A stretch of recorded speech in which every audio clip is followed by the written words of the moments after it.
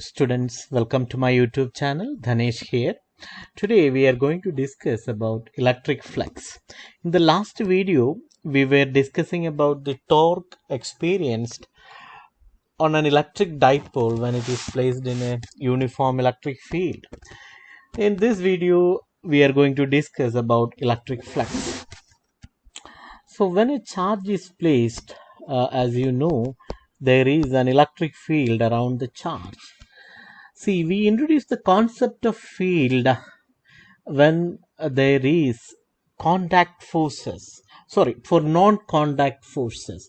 See, force is of two types.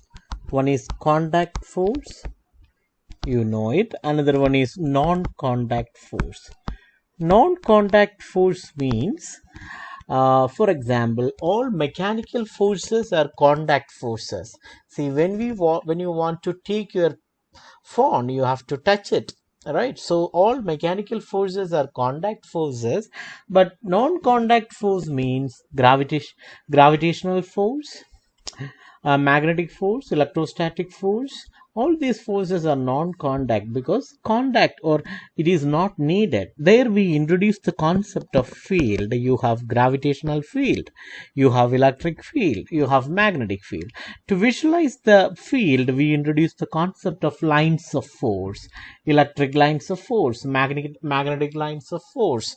So there you introduce the concept of lines of force. So once again I am telling you, from charge you came up with electric field. To visualize the electric field, you introduced lines of force. The measure of the lines of force is known as flux.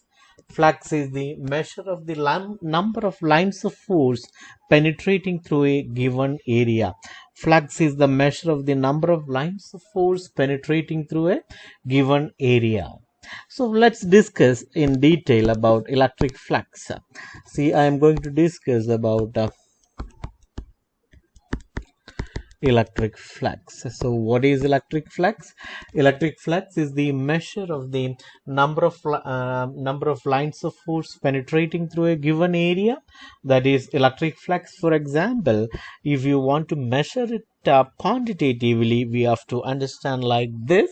See, first you need to understand electric flux is the measure of the number of lines of force penetrating through a given area. For example, we have an area like this. This is the area. So the normal to this area, in electrostatics, area is a vector quantity, and you have the electric field. This is the electric field. This is the direction of electric field. Then theta is the angle between the two vectors. So in classical mechanics, area is a scalar quantity, but in electrostatics and magnetism, area is a vector quantity and its direction is given by its normal to that area. Electric field vector, you know, intensity of electric field is a vector quantity, and the angle between the electric field and the area vector is theta. Then the electric flux phi is defined as the scalar product of, you know about scalar product, E dot A. See, there is scalar product and vector product, you know it. Scalar product is also known as dot product, and another one is vector product. It is also known as cross product. So the definition is this: A dot B, that is dot product, that is AB cos theta. This is the equation. A cross B means it is AB sin theta. Then n cap, you need to understand. N cap is a unit vector perpendicular to the plane containing both vector A and vector B. This you know. So this is about the scalar product and vector product. As I told, this electric flux is a scalar quantity. Electric flux is a scalar quantity, and phi is equal to E dot A. And from this you can write it as, you can write it like this: phi is equal to E into A into cos theta. Phi is equal to EA cos theta. Flux is equal to EA cos theta. Then you can next thing you need to understand here is, if theta is equal to 0, so from this you understood flux is a scalar quantity. If theta is equal to 0, both the vectors are in the same direction, flux is maximum. Cos 0 is 1, flux is maximum. If electric field vector and area vector are perpendicular to each other, if theta is equal to 90 degree, flux is equal to 0 because cos 90 is 0. So this is another important aspect you can understand. So this equation is really important. Another thing you can understand is the differential form of this equation. That is, we understood flux is equal to E A cos theta, or phi is equal to E dot A. Then from this, you can from this equation we can write the differential form.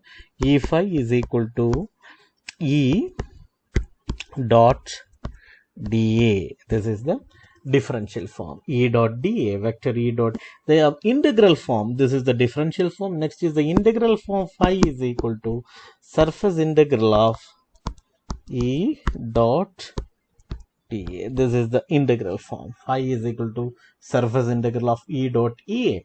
So E dot dA. This is a very important result. What you need to understand is electric flux is the surface integral of electric field. Another important result you need to understand is the line integral of electric field. That is, you will learn it in the next chapter. That is electric potential. In the next part you learn it.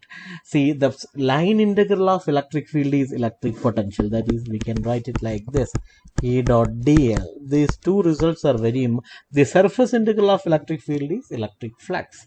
So that is, I discussed about the differential form, then I discussed about the integral form. So all these aspects we covered related to electric flux. What is the next thing you need to understand? So as I told, electric flux is a scalar quantity. That's also you need to understand. The important result is phi is equal to EA cos theta. This is the equation. This is the electric flux. So that's all. Thanks for watching. Please share, like, and subscribe. Thanks a lot.